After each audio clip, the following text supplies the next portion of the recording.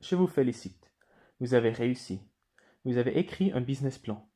Vous appartenez à ceux qui ne parlent et rêvent seulement et disent blabla, je vais devenir un entrepreneur une fois. Non. Vous avez fait le premier pas avec succès. D'une idée vague, vous avez fait un plan de commerce clair. Qu'est-ce que vous pouvez faire avec ce business plan?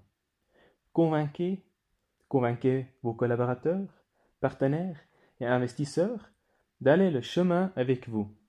Utilisez le business plan pour recruter les collaborateurs appropriés, pour distribuer des tâches claires, pour lancer des campagnes de marketing et pour investir dans les produits justes dans le moment profitable.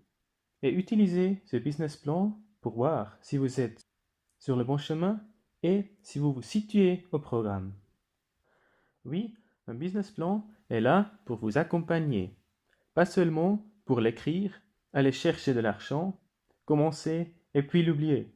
Non, adaptez votre business plan. Le regardez encore de temps en temps car un business plan n'a jamais été terminé. Je vous montre un exemple concret. Dans ce cours, on a fait semblant qu'on ouvre le camp de surf en 2016. En vérité, on l'a fait en 2013. C'était notre première année. On a planifié de faire un revenu de 70 000 en première année. Si c'est de la chance ou si on a très bien estimé, je ne peux pas vous dire, mais en première année, on a vraiment eu un revenu de 70 000 francs. On a donc absolument satisfait nos attentes qu'on a eues à la première année.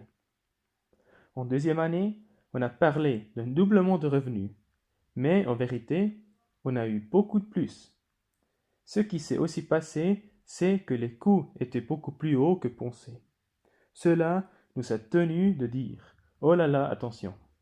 Non, en troisième année, on ne veut pas seulement grandir comme prévu. En business plan, on a encore planifié une croissance assez grande. Non, on s'est dit, en troisième année, ce n'est pas la croissance qui est importante, mais qu'on apprend à maîtriser les dépenses. Alors, on a adapté le business plan et on dit qu'avec les expériences qu'on a fait, comment est-ce que le budget et on ne s'est pas concentré sur la croissance.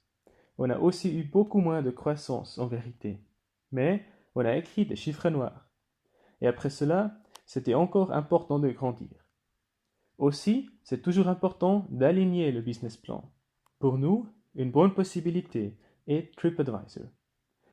On a écrit qu'on veut offrir une expérience merveilleuse aux jeunes, et donc on peut simplement aller sur TripAdvisor et voir les revues écrites.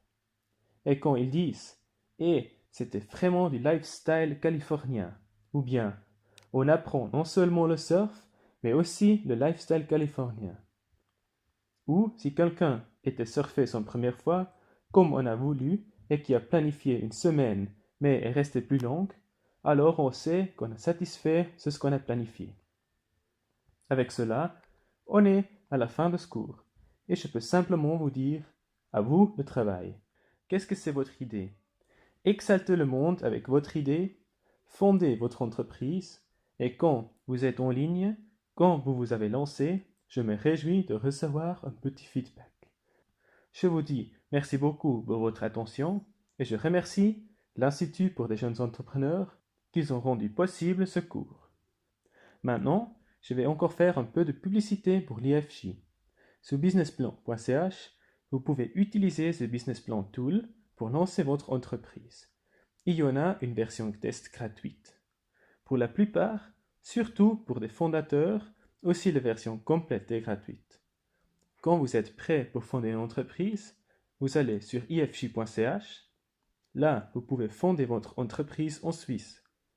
Et si vous avez besoin d'un outil comptable, je vous recommande le IFJ AbaWeb.